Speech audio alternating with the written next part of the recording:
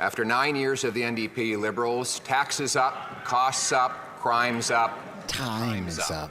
Today, we'll vote to trigger a carbon tax election between the costly carbon tax coalition of NDP Liberals who tax your food, punish your work, double your housing costs and unleash crime and chaos, or common sense Conservatives who will axe the tax, build the homes, fix the budget, and stop the crime. Why can't we bring it home today? Mr. Speaker, again, with the clever little performance of slogans he's memorized without any actual solutions for Canadians. He doesn't care about Canadians. He cares about his own political self-interest. If he cared about Canadians, he wouldn't have voted against dental care. He wouldn't have voted against more spaces at $10 a day childcare. He wouldn't have voted against initiatives that are growing the economy, putting more money in people's pockets. He wants a climate change election. Let's have that election in the right time where we're putting more money in the pockets of Canadians. This is not the time for that.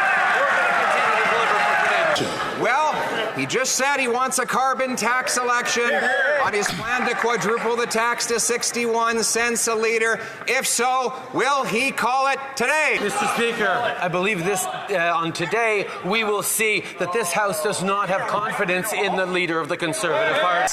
We have delivered, are continuing to deliver, reduced emissions, more money in the pockets of Canadians, and success in the fight against climate change as we create jobs and build a stronger future. We are focused on delivering for Canadians the things that actually matter, while he's focused on slogans and clapping. Mr. Speaker, we're going to focus on being there for Canadians. He agreed to a carbon tax election on his quadrupling of the tax to 61 cents a litre, where Canadians will choose between an NDP Liberal government that has taxed their food, punished their work, doubled their housing costs, and unleashed crime and chaos in their communities, or a common sense Conservative government to axe the tax, build the homes, fix the budget, and stop the crime. He's bragging that he has more politicians on his side. Isn't it really the case that in Canada, the people decide? Speaker, with the Canada carbon rebate, the price on pollution puts more than 10 Canadians right across the country.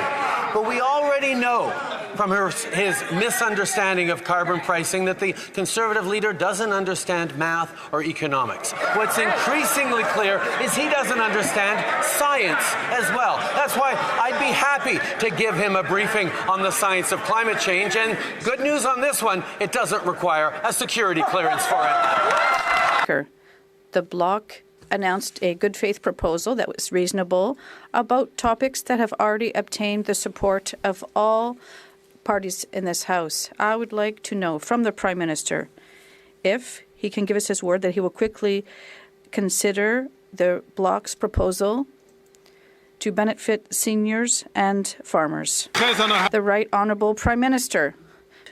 We have shown this and will continue to do so. We'll continue to work with other members of this House to deliver for seniors and to deliver for our farmers. We know that there are concerns that we can work together on, and we're going to do so because we're always here to help Quebecers and all Canadians in these difficult times. The Honourable Member for Belleuil-Chambly.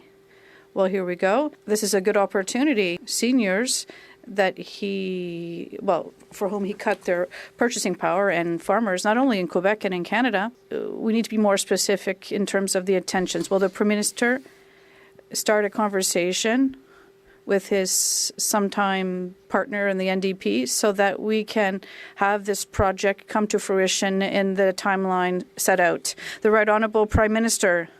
Mr. Speaker, we are obviously going to look at this and debate to this bill, but if we want to be specific, I'd like to underscore that many seniors in Quebec and elsewhere in the country that I've spoken with this summer said that they saved hundreds of dollars with visits to the dentists that were covered by the Canadian Dental Care Program. And unfortunately, they don't understand why the Bloc is opposed to this care for seniors in Quebec.